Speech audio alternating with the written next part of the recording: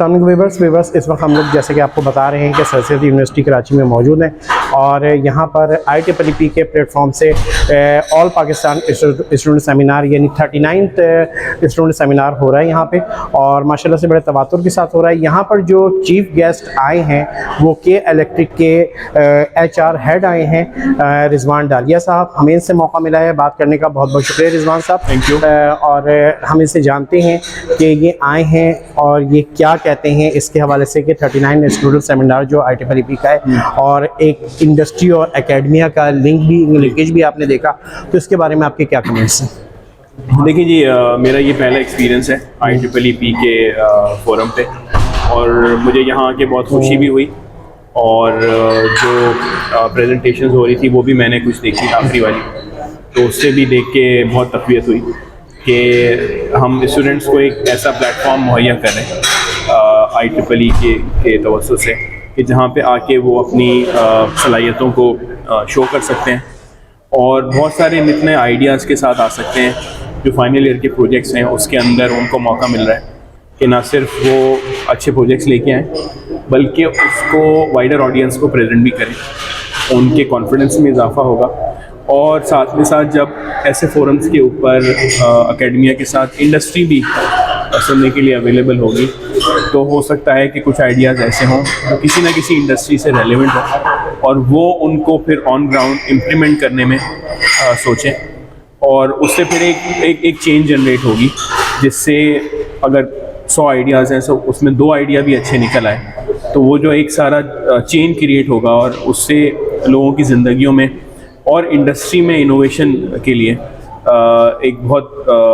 तेज़ी से पेशरफ्त हो सकती है। तो इसीलिए मैं समझता हूँ कि ये इस तरह के इवेंट्स होने चाहिए। IEEE को भी क्रेडिट देना चाहिए कि वो 39वां इवेंट उन्होंने किया है, तो आगे भी वो करते रहें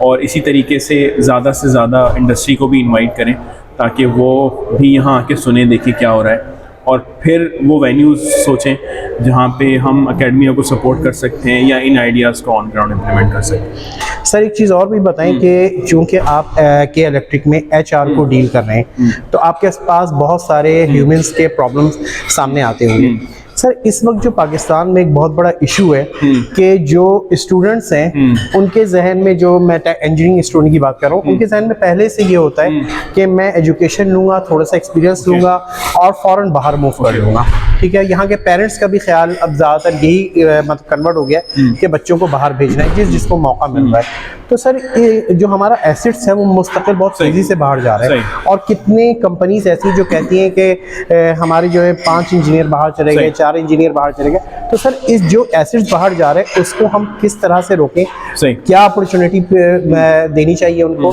क्या उनके लिए चांद शो करना चाहिए, इसके बारे में बताएं। देखें, एक चीज़ तो हमें ग्राउंड रियलिटी का अंदाज़ा होना चाहिए कि हमारे मुल्क के इकनॉमिक हालात चैलेंजिंग हैं और इत्तेफाक से ये वही पीरियड है जब कोविड के बाद दुनिया भर में डिमांड में इजाफा हुआ, तो सप्लाई डिमांड को देखते हुए ये प्रेशर रहेगा और हम किसी गैर फितरी तरीके से इसको कम नहीं कर सकते। हम कितनी भी बातें कर लें, समझा लें, लेकिन लोग नहीं समझेंगे क्योंकि ये सप्लाई डिमांड है और मुल्क के हालात भी उस तरह से हैं। जो करने का काम है वो मेरा ख्याल से ये है कि ज़्यादा में ज़्यादा वो वेन्यूज़ एक्सप्लोर किए जाएँ जहाँ पे हम उन रिसोर्सेज को जो कि यूनिवर्सिटी से पास आउट हो रही हैं उनको इंगेज करें और जो एक ऐसी रिसोर्स है जो या तो बेरोज़गार है या उसको सही जगह पे नौकरी नहीं मिल रही, वो उस जगह पहुंच जाए जहाँ पे उसका मकाम है। तो मेरे ख्याल से उससे जो इस वक्त फ्रस्ट्रेशन है वो कम होगी। एक दिन में ये सप्लाई डिमांड ख़त्म नहीं होगा, टाइम लगेगा। तो जो चीज़ है वो अभी हमने एक ट्रेंड है उसको गुजारना पड़ेगा, बट उसके साथ साथ इस वक्त मौका है। अभी भी बहुत सारी जगह ऐसी हैं जहाँ पे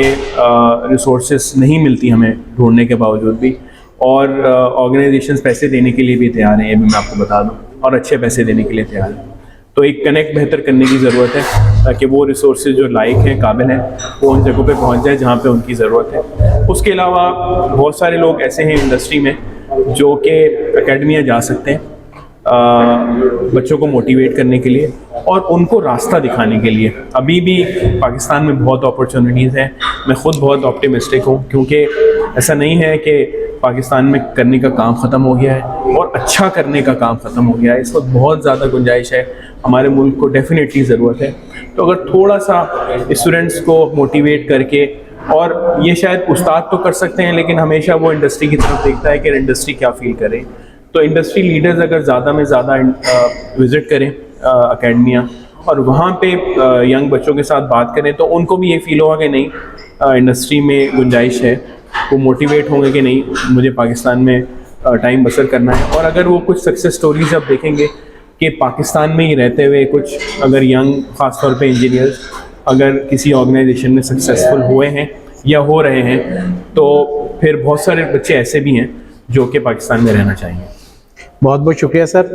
व्यूअर्स, आपने देखा कि ये रिजवान डालिया साहब थे कि इलेक्ट्रिक के HR को हेड कर रहे हैं, और यहाँ पर ITPDP के 39 स्टूडेंट सेमिनार में ये चीफ गेस्ट आए थे और इन्होंने अपनी गुफ्तगू की अपनी राय का इजहार किया। इसी तरह की वीडियोज़ को देखने के लिए इंजीनियरिंग पोस्ट को सब्सक्राइब करें। Thank you.